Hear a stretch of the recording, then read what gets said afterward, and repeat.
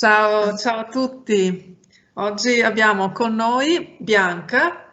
Ciao Bianca, Ciao, ciao a tutti.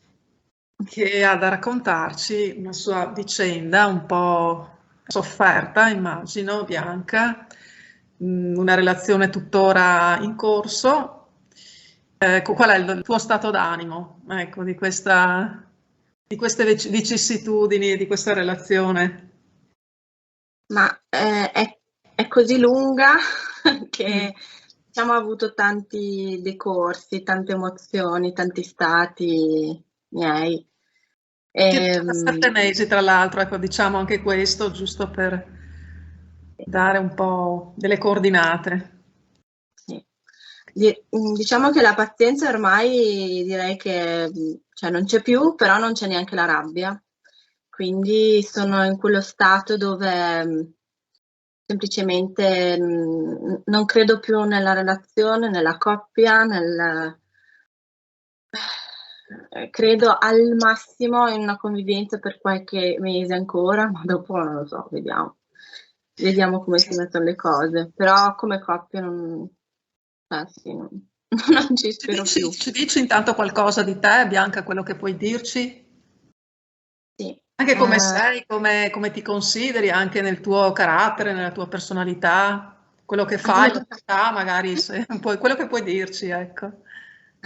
dicono che sono un vulcano Ah, che bello. perché, È perché positivo comunque questo.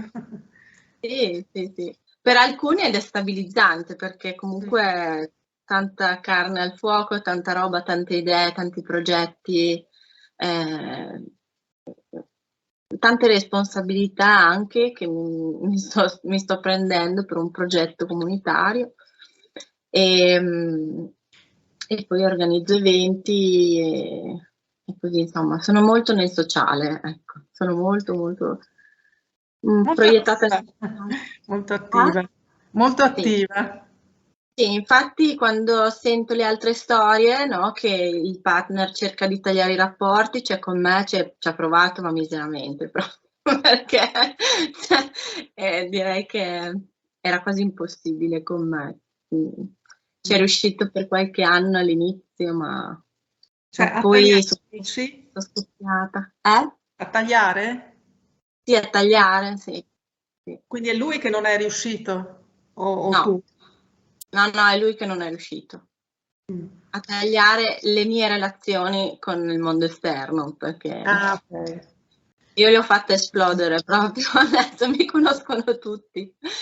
Ehm, quindi ho tante persone che mi vogliono bene, che mi sono vicine, quindi su quello lì. Nel senso che a lui andavano strette le tue amicizie, le tuoi, così, Ma no, sì. no, la solita roba, cioè poteva essere chiunque, però era qualcosa in più. Era, insomma, qualcosa che li allontanava da lui, quindi Sì. che rubava spazio, tempo, io ero meno dipendente da lui, eccetera, quindi un po' così, quelle dinamiche lì. Ci tengo a precisare che non mi sento più vittima, ma so che sono io a creare tutta questa robaccia. Ultimamente sono cambiata tanto e di conseguenza sono cambiate anche le situazioni e c'è poco da fare, ecco. Far la vittima io penso che non porti a nulla di positivo e non ti scastra da una situazione o al massimo te ne ritrovi in un altro uguale. Quindi finché non si prende la consapevolezza che siamo noi a rendere tutto possibile e reale e crearlo, direi che è dura saltarci fuori, ecco. Oppure si passa alla fuga, cose che ho fatto per tanti anni. Quindi anche quella non è una soluzione, ecco. Magari scappavo fra le braccia di un altro, ma avevo sempre le mie stesse dinamiche, quindi io ho una madre che è schizofrenica, un papà che è depresso cronico e quindi io come figura di riferimento femminile ho una persona che non è indipendente e, e inconsciamente me lo sono portato dietro e quindi avevo sempre bisogno di una figura maschile al mio fianco. Eh, Sì. Solo che adesso dovrebbe essere cambiato qualcosa perché non, cioè proprio percepisco che non ragiono più nello stesso modo. Mi sono capitate ancora un sacco di situazioni che potevo vivere come facevo in passato, invece sono completamente distaccata da questa cosa, non è quello che cerco, non è quello che voglio adesso e neanche domani, penso, perché nel momento in cui mi riaprirò di nuovo. Ok. Senti, Basta. quindi vieni da un, insomma, un passato molto pesante anche, insomma, molto faticoso comunque. Sì, c'era anche violenza. Non ti sento più. Ah, aspetta. Eh, Allora lo devo tenere qua così in alto io con le mani, quindi ballerà un po'.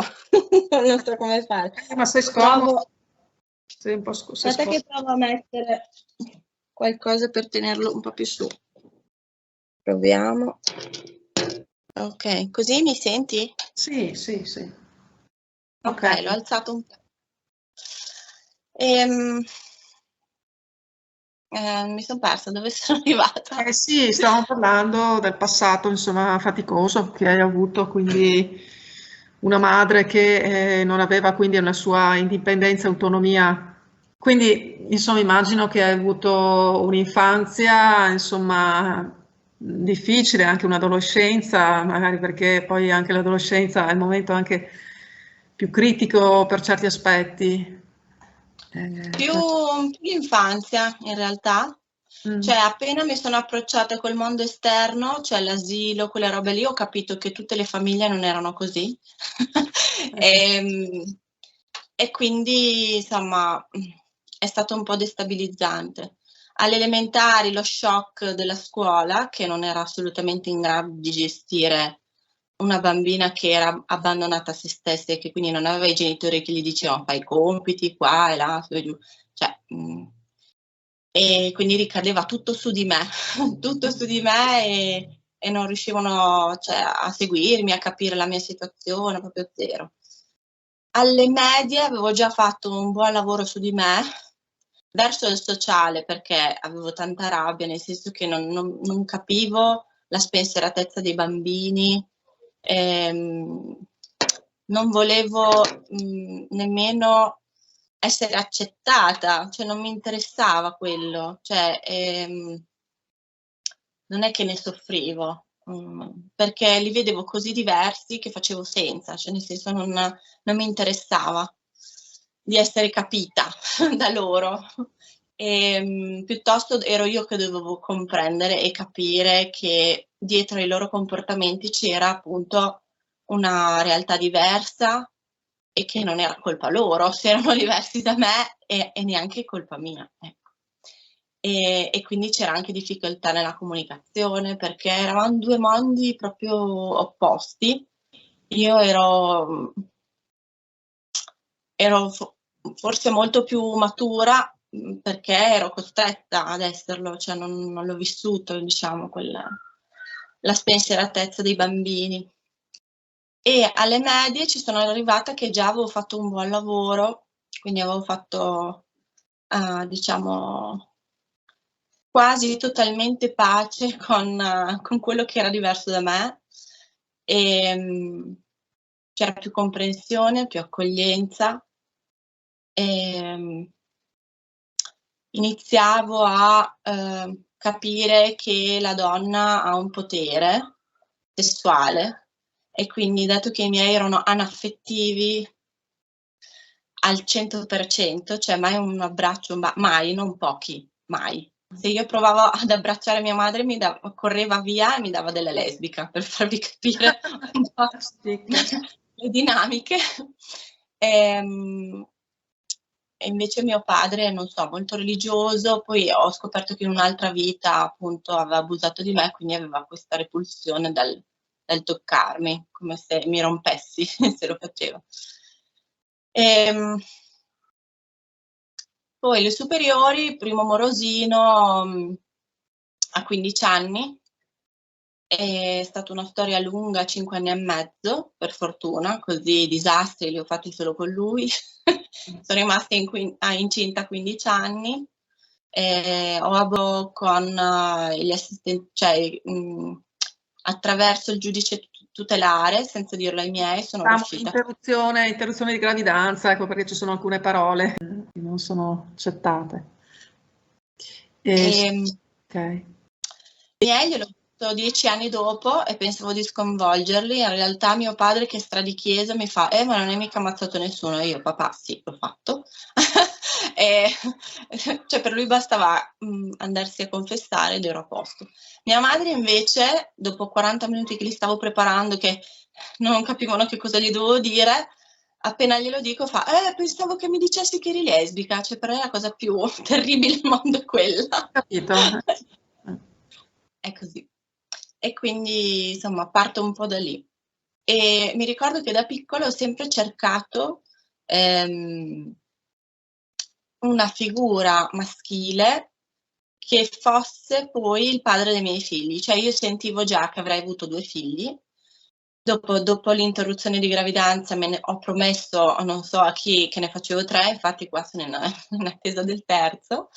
E quindi avevo questa sensazione qua, cioè che dovevo fare 'sti 2 figli quando ero piccola e che quindi la mia responsabilità era di scegliere il padre per i miei figli. Anche quando avevo 14 anni, e non è che cercavo un bambino a quell'età lì, perché mi immaginavo di averla a 28, così. Però avevo questa influenza qua, che non derivava dai miei genitori, secondo me. Quindi diciamo che sentivi avevi questo bisogno di maternità, insomma, al di là di una No, relazione. perché io i bambini non li potevo vedere e non Mm. è che mi entusiasmasse la cosa, però sentivo che sarebbe andata così. Cioè, è diverso. Ho capito, cioè sentivi che tu avresti avuto questi bambini in pratica.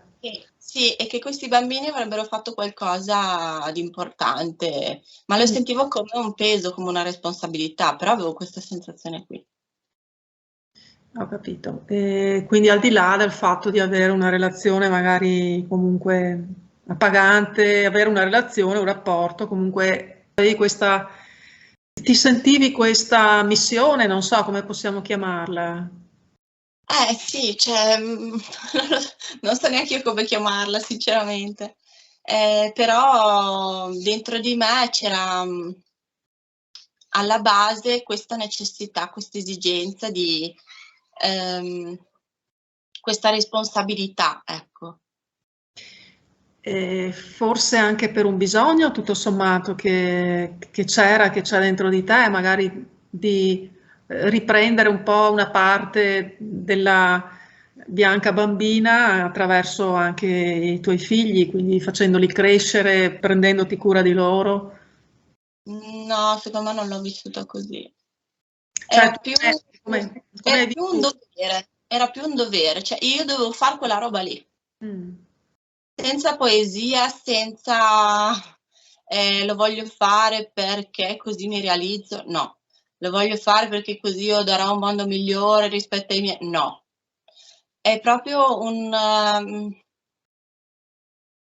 è come se tu sapessi già che devi fare quella roba lì in sta vita e boh, fine. Cioè, Quindi senza girarsi sì. Il rapporto con loro quindi com'è, Bianca? coi bimbi Sì. di responsabilità. Responsabilità. Tu pensi Io di mi essere una brava mamma comunque, di essere una buona brava mamma? Non lo so, non lo so. Io sono la loro mamma, penso che loro mi abbiano scelto e penso che io do l'amore in un certo modo, altre mamme lo danno in un altro, però brava mamma non lo so, un po'. Cioè, nel senso li ami comunque, questi tuoi figli li ami, provi amore per loro? Sì, sì, sì, Allora, assolutamente. allora già questa è una risposta, no? Nel senso, già il fatto di amarli significa... C'è molta gratitudine, ecco. So che sono i miei maestri, che ci siamo scelti e che nulla è un caso, ecco, quindi non è che dico, oddio, mi sono capitati sti qua, aiuto. No, cioè, assolutamente no. So che sono i miei compagni, ecco, compagni di viaggio. Mi sento la responsabilità in generale, io come persona, verso quello che era forse il mio obiettivo nella vita, in questa vita, e dentro ci sono anche loro, quindi cioè, è tutto una co-creazione, no? Quindi la vivo così, per fortuna, perché se no... Quindi un grande senso di responsabilità, ecco, che guida quindi in qualche modo la tua vita. Sì, sì, sì. E anche magari verso di lui a questo punto, verso il rapporto che hai. Soprattutto da quando ho avuto dei figli. Prima era più curiosità, sperimentazione e sentivo meno quella responsabilità. Cioè, ce l'avevo solo quando dovevo scegliere un mio partner che fosse a lungo termine, perché io collego il rapporto sessuale alla procreazione. Cioè, so che è possibile, infatti io sono molto fertile, so che mi guardi rimango incinta, e infatti avevo già quella sensazione lì anche prima di scoprirlo, ma poi è successo anche a 15 anni, quindi è bastata, sai, quella goccina che dicono quella lì. E quindi diciamo che quella storia è andata a confermare quello che io percepivo e associavo all'atto sessuale, ecco. Cioè, quindi molto collegato al fatto di procreare. Quindi la relazione con lui com'è? Insomma, parlaci anche un po' di lui, com'è? Allora, dall'inizio vado. Come ti senti? Come trovi? Avevo appena fatto, cioè, diciamo che era un periodo, quello in cui l'ho conosciuto, che stavo quasi mollando le speranze di trovare una persona adatta per fare una famiglia, perché mi sentivo che, insomma, dovevo fare quella roba lì.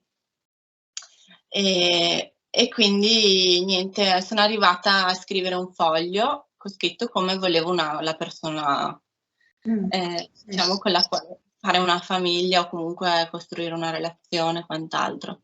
Non sono stata troppo dettagliata, ho scritto solo 2 pagine, forse ne dovevo fare 20, non lo so. Però fatto sta che quando l'ho incontrato, diciamo, le cose che ho scritto c'erano. È stato lui a notarmi, anche se la cosa strana è che lui era esattamente identico al mio ex, quindi sembra quasi che l'abbia scelto io perché mi piacciono tutti così, e invece è stato lui, diciamo, a fermarmi. Era una serata di Halloween dove io avevo deciso di vestirmi, solo quell'anno lì è successo, da primavera, perché mi ero stancata di vestirmi da strega, tutte quelle robe lì, tutte buie, oscure, e quindi avevo questo vestitino, cioè coi fiori in testa, così, sta roba. E c'è stato uno vestito da maiale che ha fatto un commento su me e lui ha sentito questa cosa e quindi mi ha notato così. Lui era ubriaco, marcio, perché comunque non ha mai avuto, diciamo, il carattere per affrontare determinate situazioni in uno stato lucido. Anche solo ballare, lui ha bisogno di bere per ballare o cose del genere. Quella sera lì si è avvicinato e semplicemente io l'ho sbolognato, nel senso gli ho detto vabbè vieni in negozio, io avevo un negozio d'abbigliamento e quindi l'ho fatto venire in negozio. Solo che la prima volta che è venuto coi fiori io non c'ero, cioè non mi ha visto. Dopo 3 mesi si è ripresentato e c'ero, è entrato, la mia commessa mi fa Morena ti ricordi, lei si chiama Morena, la mia commessa, ti ricordi Bianca, ti ricordi che venerdì sera non ci sono? E quindi gli ho detto con lui per scherzare, dai vieni tu a farmi compagnia, e lui mi fa sì, ed è lì il primo appuntamento. E ci siamo praticamente messi insieme subito. All'inizio era così perfetta la cosa che gli ho anche detto comunque non riesco a capire perché sei così perfetto, i tuoi difetti dove sono, no? E lui mi fa: non ti preoccupare, verranno fuori. Infatti dopo ho visto, sono venuti fuori tutti proprio. Ecco. Abbiamo iniziato a convivere dopo qualche mese, io abitavo già da sola, e da lì all'inizio diciamo che ho cercato di diventare la donna che lui voleva, quindi qualcosa più simile a sua madre. Quindi lui ha una realtà in casa assolutamente assurda come la mia, però con altre dinamiche, dove c'è il padre padrone, dove c'è la mamma che prende un sacco di botte e l'unica cosa che deve fare è pulire la casa e stare al suo posto. Guardare la telenovela e andare al bingo, questo cioè quello che arriva lì. E quindi io avevo troppe invece idee, voglia di fare, chiamare sempre a casa gente, ed ero anche autonoma, lavoravo e quant'altro. E quindi ho cercato di venirgli incontro, però poi non ero più io e quindi è stato uno dei momenti più brutti della mia vita. E, andavo anche a vedere passare i treni, nell'angoscia più totale. E, ad esempio, quando tornavo a casa, io magari lo abbracciavo e lui mi scansava dicendo ho da fare. Ma la cosa brutta è che lui aveva davvero da fare, cioè lui era così immerso nel fare che tutto il resto non, cioè, era nell'ultimo piano, no? E mentre in realtà quando poi ti allontani da lui, tu torni ad essere il primo. Quando lui senti di averti lì, invece di nuovo sparisci, cioè non esisti più. E la dinamica che mi ha veramente disturbato in questi anni parecchio è il fatto che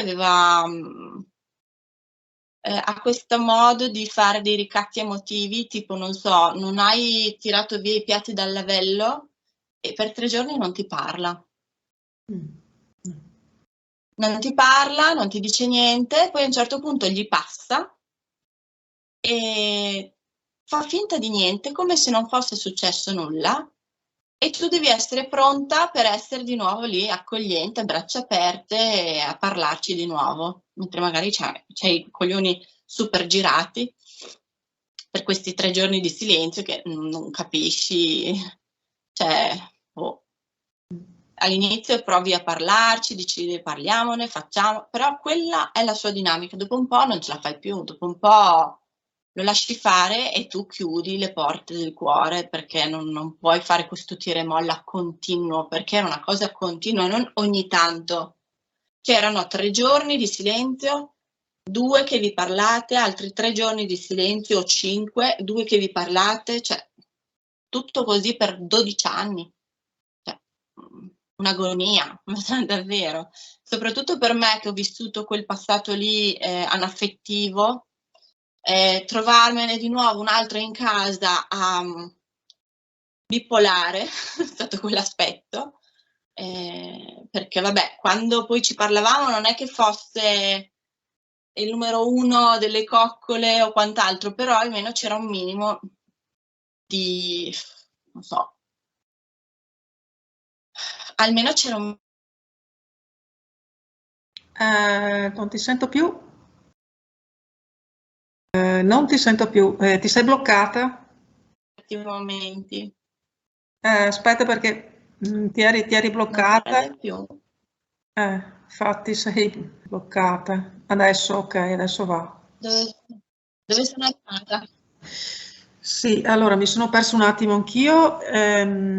Sì, stavi dicendo di lui che praticamente hai ritrovato l'anaffettività che purtroppo vivevi con i genitori. Sì.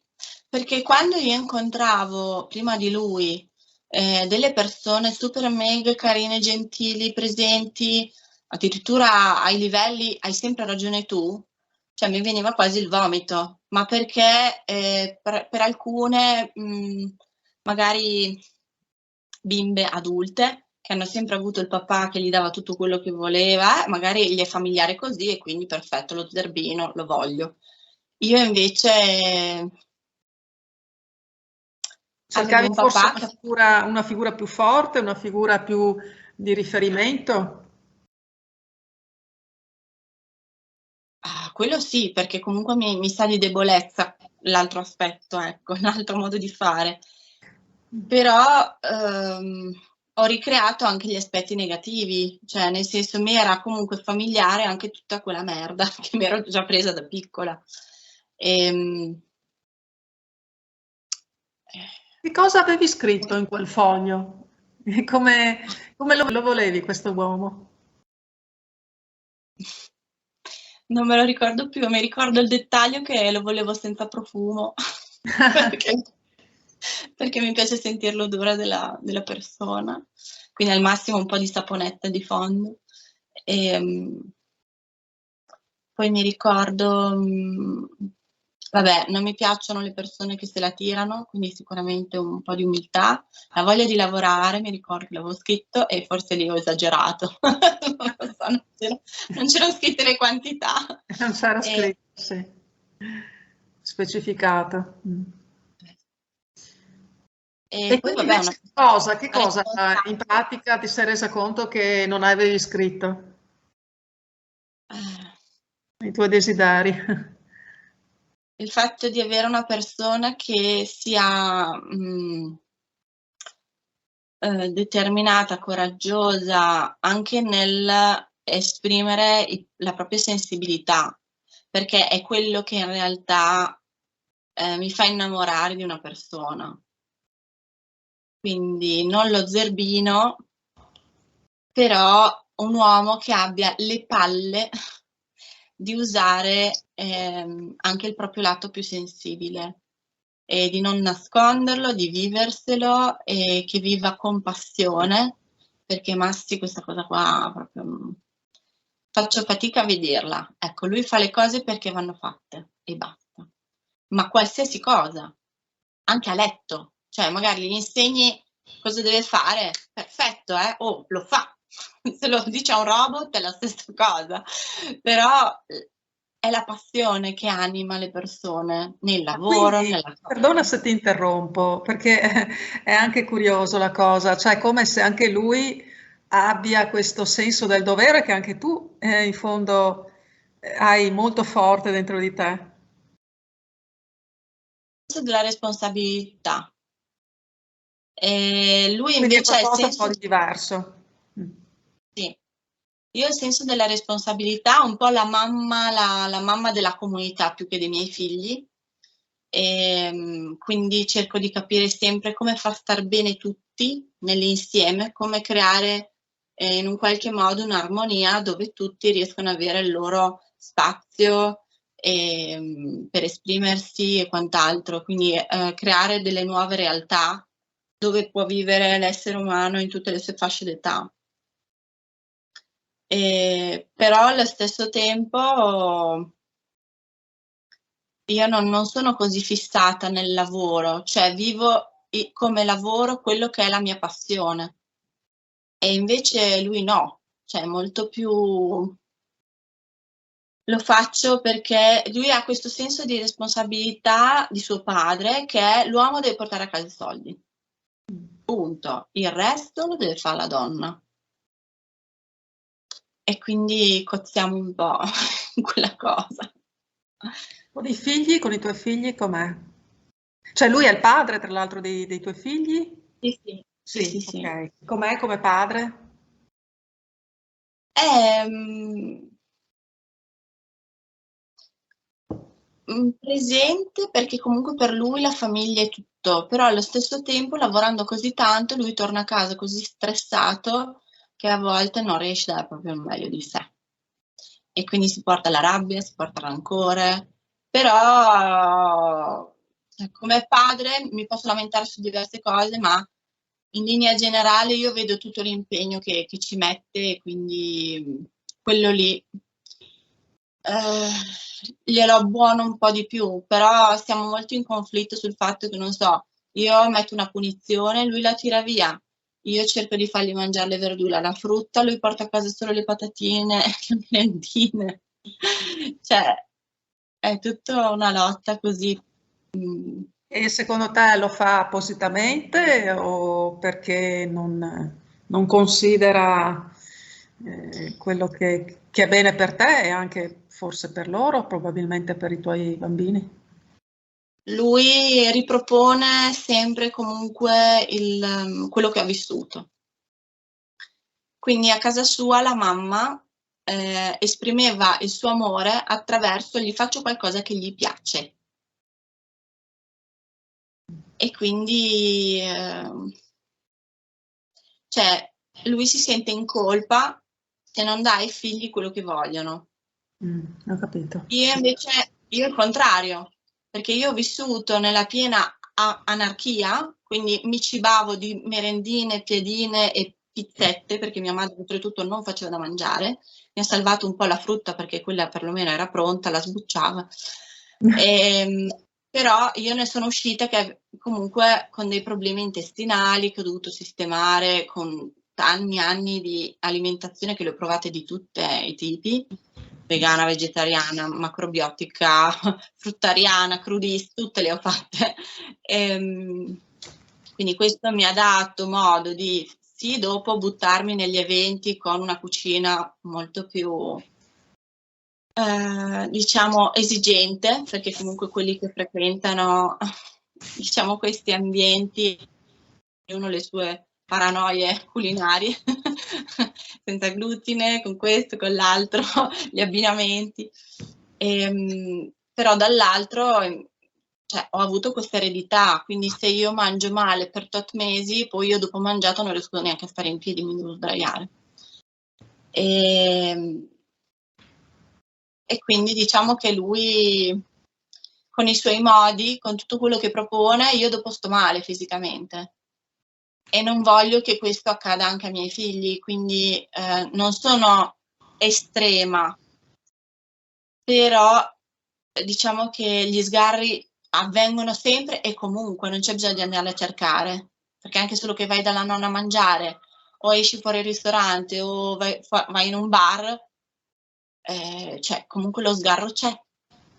E quindi almeno a casa io provo, diciamo, a mettere qualche regola, non so, almeno un frutto al mattino, cioè non è che chiedo chissà che cosa, però lui ad esempio la frutta non la mangia mai. E quindi questo lo riporta poi. Leo, io ti ho detto che non dovevo entrare.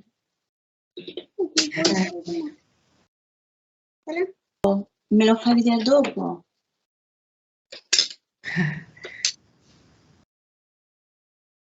Deve essere un bel bambino, Dei bei capelli come i tuoi. Sì. Si è visto questo, Ti vuole bene? Ti vuole bene lui?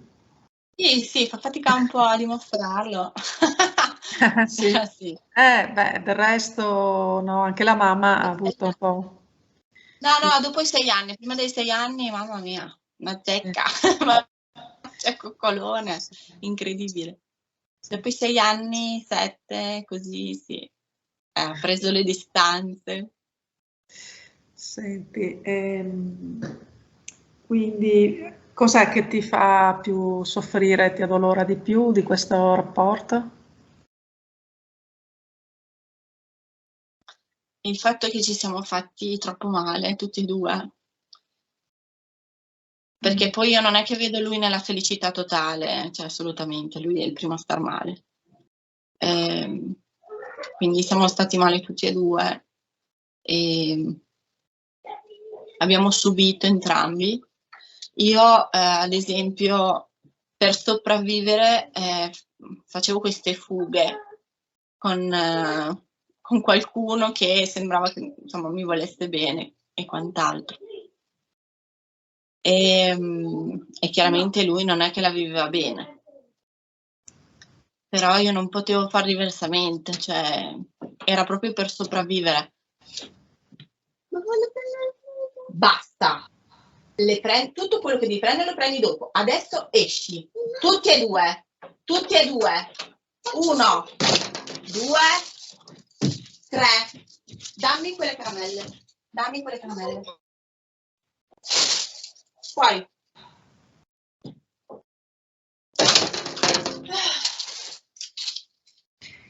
Sono bambini, no? Sì, vabbè, però questo Halloween veramente... Aspetta che non ti sento più. No, aspetta che si vede, non si vede. Ok, e quindi sì, stavamo dicendo, insomma, cosa ti affligge di più, ecco, cosa ti fa di più soffrire di questo rapporto. Voi siete sposati, tra l'altro, Bianca, o convivete? No, siamo sposati. Mi sono sposata perché, insomma, lo voleva mio padre, però prima di entrare in chiesa gli ho detto: io lo faccio per mio padre, lo sai, ricordatelo, e soprattutto ogni giorno ci scegliamo. Ecco. Ok. E, cioè, nel senso, per me è così, se no è tutto un raccontarsela, perché è inutile fare dei progetti su un futuro dove sarai un'altra persona. Ma lui secondo te ti ama, Bianca? Lui dice di sì. C'è amore, c'è una forma di amore per te? Lui dice di sì, solo che appunto ci sono così tante distorsioni, blocchi e storie strane, malate, che cioè, anche se per lui fosse amore, poi il risultato non è proprio il top. Ma secondo te, ecco, cioè lui è autentico quando ti dice lo senti sincero nell'esprimerti, insomma, il suo amore? Secondo te è un'incapacità, ha delle limitazioni in questo senso, però tutto sommato, insomma, qualcosa, un germe affettivo c'è, diciamo, in lui? Allora, sicuramente possiamo parlare di narcisismo qui o magari insomma è qualcos'altro, magari c'è qualcosa di... Sono sicura che se lui mettesse in piedi un'altra relazione sarebbe identica. E quindi già questo mi fa un po' riflettere. Mentre invece le mie relazioni con gli altri erano completamente diverse, ma proprio completamente. Quindi questa cosa qua un po' mi fa riflettere. Ma non lo so, cioè, se non mi ama comunque non lo fa apposta, cioè nel senso che lui è intrappolato in quella roba lì, proprio intrappolato, cioè per lui non esiste un motivo valido per separarsi. Io una volta gliel'ho proprio chiesto, ho detto: ma esiste un motivo per la quale potresti arrivare a pensare di separarti? No, c'era solo la morte. Quindi è proprio patologico, cioè non è normale questa roba qua. E infatti ci siamo mollati un sacco di volte, sono andata dall'avvocato diverse volte, stavo vivendo proprio delle relazioni con altri uomini in maniera ufficiale. Però poi alla fine gira e brilla, tornavo sempre indietro perché c'era il ricatto dei figli, io non volevo litigarci, non mi piace fare la guerra con lui e quindi magari c'era anche una delusione dall'altra parte, una minima, ma mi bastava tanto così per dire: guarda, avevo già dei problemi prima, di sicuro non me ne vado a trovare degli altri adesso, ecco, perché pretendevo anche tanto, ecco, perché non mi volevo ritrovare in una situazione neanche simile lontanamente. E quindi poi alla fine tornavo indietro, sempre con la coda tra le gambe, testa bassa, quindi non troppo felice di farlo, però tornavo indietro e sempre con la speranza non di cambiare lui, ma perlomeno di cambiare il padre dei miei figli, cioè di aggiungere una nota in più, di dare quello spazio e quel tempo a far sì che qualcosa potesse migliorare rispetto ai miei figli, perché poi li metteva in mezzo dicendo di ogni della mamma, cioè quindi si creano delle situazioni proprio brutte. Quindi una forma anche di incuria, forse la vivi anche così da parte sua? Cioè non c'è quella cura di cui tu insomma ti aspetteresti nei tuoi confronti? Ma il fatto che lui sarebbe così con chiunque, cioè lui il corteggiamento non sa cos'è, cioè proprio non sa cos'è, proprio assolutamente. Fa fatica a dire le cose belle, cioè si contano sulle dita, ecco. E invece quelle brutte le riesce a dire benissimo.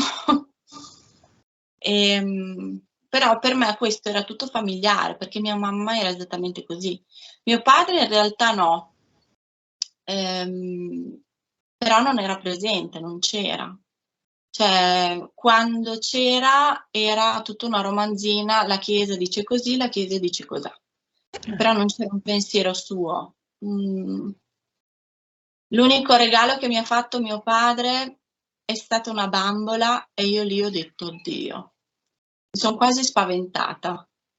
Ho detto, c'è qualcosa perché non mi torna, no? E infatti l'aveva vinta a una lotteria della chiesa, quindi dopo me l'ha pioppata a me. Però non c'era l'intento di prendermi un regalo o farmi un regalo. E quindi dopo si è ridimensionato tutto per quello che conosco mio padre, ecco. Però non c'era cattiveria in lui, c'era sincerità, c'era coerenza, quindi c'erano anche delle cose che comunque sono quasi rare. Quindi dei valori, insomma, c'erano, ecco, in tuo papà. Diciamo che però non c'era Ma questo aspetto. ci sono anche i massi, infatti ci tiene alla famiglia, tutte quelle robe lì, è molto affidabile, perché comunque sente questa responsabilità che deve portare i soldi a casa e quant'altro. Però manca tutto il lato umano, il fatto ma anche un'amicizia di fondo, l'intimità, quella vera, non quella fisica, quella dove ti dici tutto, dove ti apri. Quindi non è neanche tanto, sì, narcisismo, diciamo che qui proprio c'è un'affettività o incapacità di manifestare l'affetto. Mi sono ritrovata molto in tutti quelli che parlavano di narcisismo, perché comunque quando sfociava nella rabbia. Perché lui ha momenti di rabbia. Sì. Diventava esattamente quello. Però c'è codipendenza a questo punto, perché lui non immagina di stare senza di te, quindi comunque c'è una dipendenza affettiva da parte sua. Sì, sì, se non sono io è comunque un'altra. Cioè, diciamo che lui rivede in me quello che lui non riesce a essere, con la passione, gli impegni che ho nel sociale, gli amici, cioè lui lì proprio zero, cioè non ha amici, non ha passioni, non esiste un tempo libero suo, cioè se non è ogni tanto fare shopping per comprare qualcosa, un pigiama ai bambini, cioè quello è la sua massima. Cioè per il resto, boh, sì, si è comprato la moto, adesso comunque la deve rivendere, ma non vuole uscire con gli amici perché non crede nell'amicizia, e quindi tutte queste cose che invece io vivo e vede in me, lui la vive con rabbia. La vive con rabbia e quasi lo vuole togliere anche a me per non vederlo, non lo so, cioè, boh, a volte mi viene in mente questo.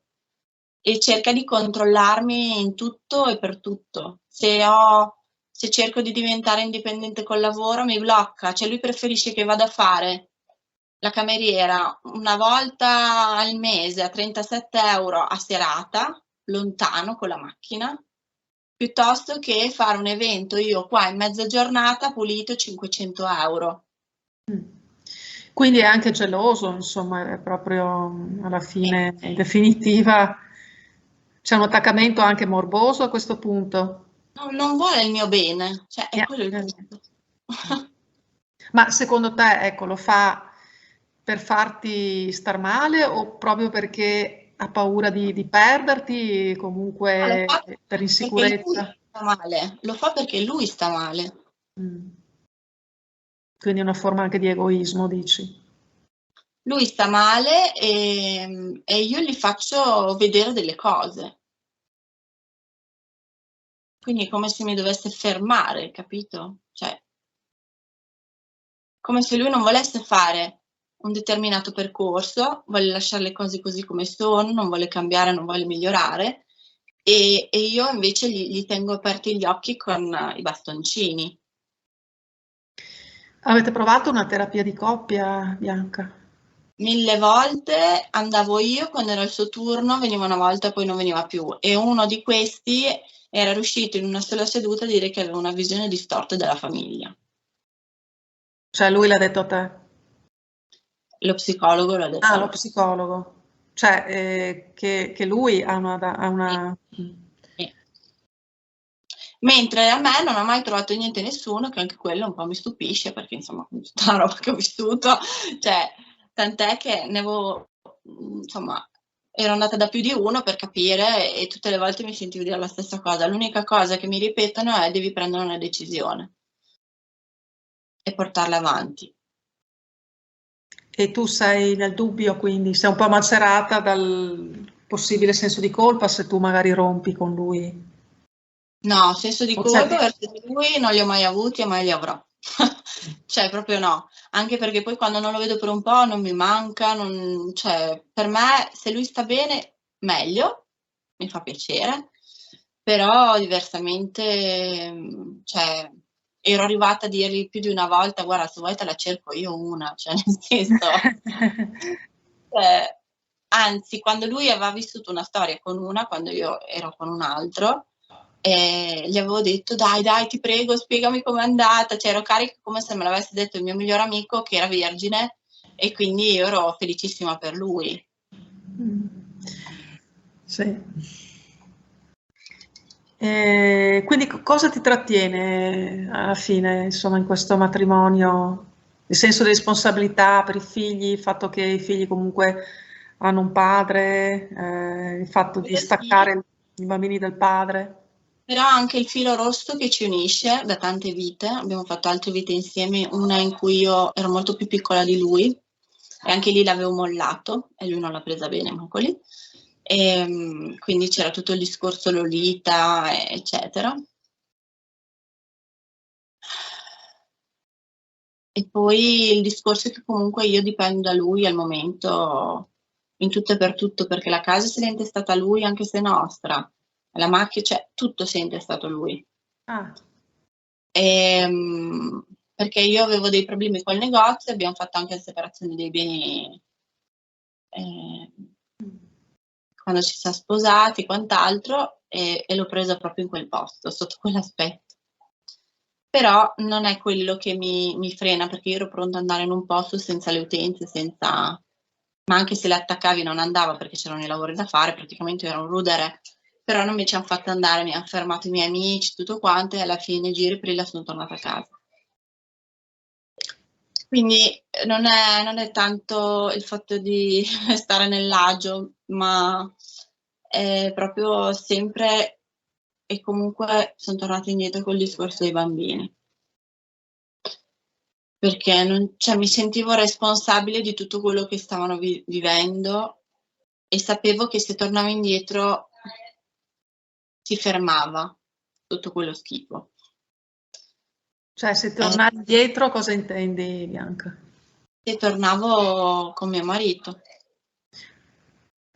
Ma cioè adesso forse ho perso qualche filo. E tutte le volte che litigavamo e ci allontanavamo, andavo Ah, per ok. avvocato o quant'altro, tornavo Sì. indietro sempre per quel motivo lì. Cioè per i bambini, cioè per il fatto per l'unità della famiglia, insomma, in pratica. Esatto, e poi dentro di me, non so, è come se magari avevo preso un po' d'aria, mi ero ricaricata e dopo avevo di nuovo le energie per andarmi a martellare Capito, certo. le zone basse di nuovo. Cioè, è Mm. come se fosse, non so, cioè ritornare al mio posto, ma non mio perché lo voglio mio, cioè nel senso il sacrificio, non lo so, quelle robe legate. E alle se tu mamme. prendessi veramente la decisione di dire, insomma, no, basta, no, adesso cioè, mi ricostruisco una vita in cui sentirmi un po' gratificata, Eh, ma se non felice, perlomeno gratificata. è che mi sono sempre ritagliata delle piccole isole felici e quindi questo mi permette di rimandare quel giorno. Però ci sto lavorando, cioè già il fatto che adesso non faccio più le fughe d'amore, per me è un passo enorme. Quindi tu Quindi vorresti comunque tutto sommato salvare questo rapporto. no. Io No. semplicemente, secondo me, lui mi sta insegnando dall'inizio a stare da sola. Quindi in pratica una solitudine in effetti nel matrimonio, cioè tu sei sola, sei sposata ma ti senti sola, magari una solitudine ancora più grande che se tu fossi Ed era veramente il da sola. guardiano, e infatti lui era il primo a dire: io mi sento che ti devo proteggere, mi sento come il guardiano. Lui mi doveva tenere lontano dalle relazioni, anche dalla sua, da tutte. Dovevo imparare a stare da sola, comprendere che i miei vuoti me li devo riempire io, e secondo me la lezione è quella. Non ti vedo più. Vuoi accendere? No. Te? No. Sì, sì, Va è bene? un po' triste, no? Cioè, sì, sì, ti vedo, ti vedo. Facciamo così. Se è meglio, facciamo così. Come vuoi. Sì, è un po' triste, cioè c'è insomma questa solitudine veramente, ma poi non è solo la solitudine, perché effettivamente se ci sono anche momenti in cui lui prova anche rabbia, in cui magari ha certi atteggiamenti, cioè vedo Sì, proprio, insomma, io non c'è, tu dici ci sono delle zone quasi di felicità o di così, ci sono delle zone franche, ecco, in cui ti senti un po' bene. no, Eh. sono zone che mi ritaglio io. Però con lui, ecco, mi fa star bene a vederlo quando i bimbi stanno bene con lui, quello sì, è un bel vedere. Ehm, Però come coppia no. Come coppia io l'ho sempre sentito come un compagno di guerra, quindi sapevo che con lui dovevo fare un percorso e sapevo che non sarebbe stata facile.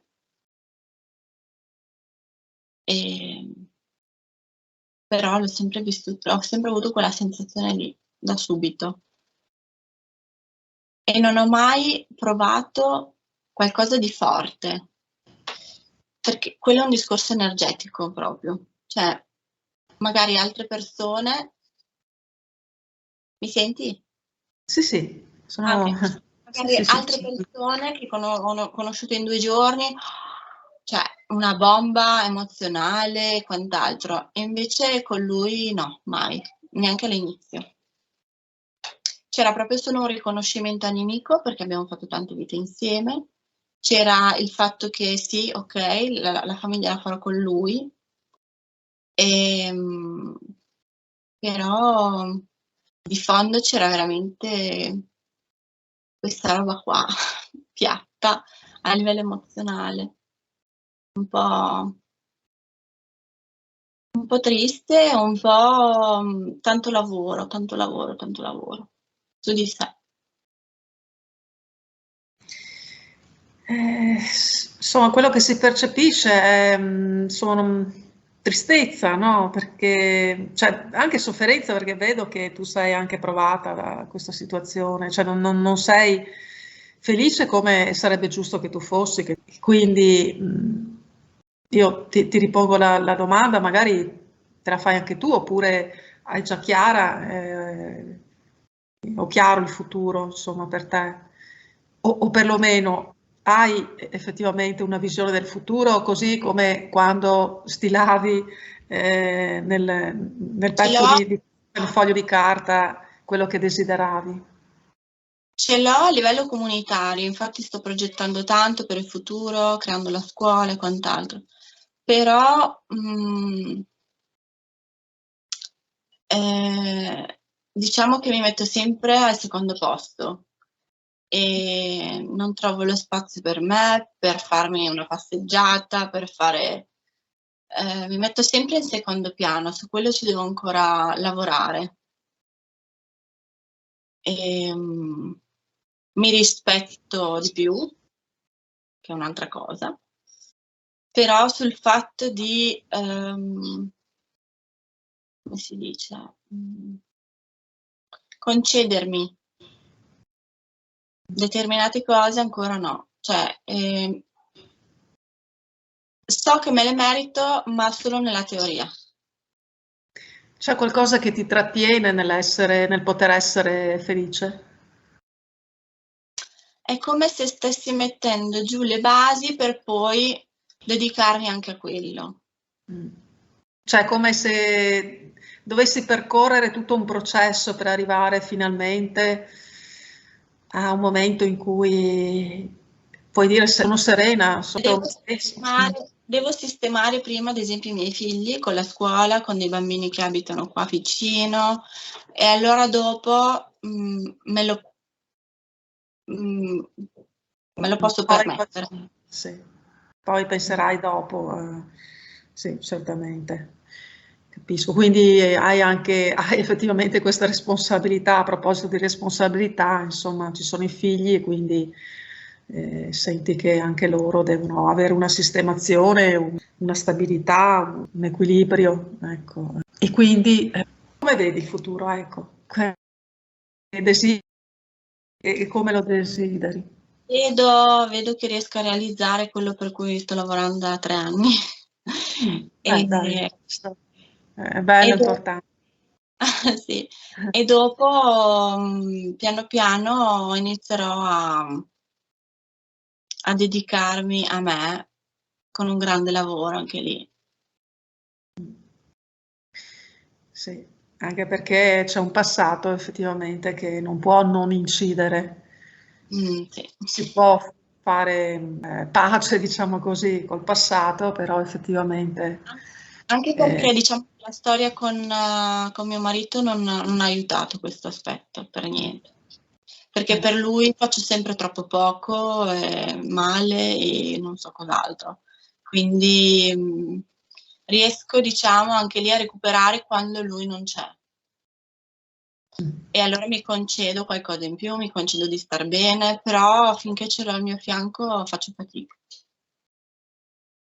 Quindi è una figura proprio incombente, pesante anche, insomma, pesante, incombente, con i lati positivi che avrà, perché forse da come dici, insomma, comunque lo hai scelto per dei motivi, evidentemente ha anche lui i suoi valori, come del resto anche tuo padre, tuo papà aveva forti valori, però manca l'aspetto affettivo, lì insomma proprio non c'è.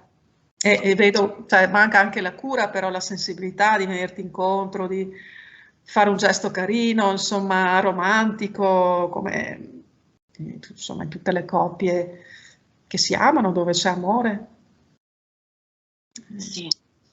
Ogni tanto c'è quando lui sta abbastanza bene ed è abbastanza centrato e non ascolta troppo il mentale.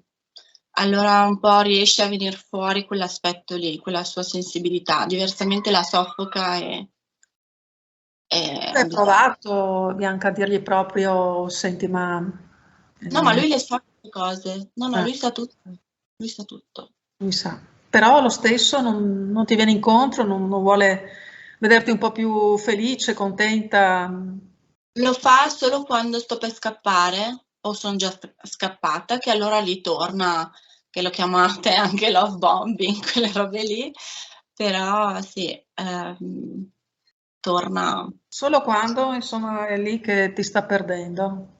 Esatto. E una volta, anni fa, mi ha detto, io sono attratto da te quando tu non mi vuoi. Quindi più chiaro di così. Ma tu non lo vuoi effettivamente, così non lo vuoi, no? Ma si vede che questo non lo vuoi, gli basta. Cioè, Invece comunque quando finché me c'è ne la vado... presenza c'è, diciamo la Dai. presenza c'è, quindi ci sei in qualche modo. Eh, certo che sì, insomma. Mi dispiace moltissimo, vedo che ci sarebbe anche tanto bisogno, ma il bisogno è ovviamente in tutti noi, a meno di non avere una vera, reale anaffettività.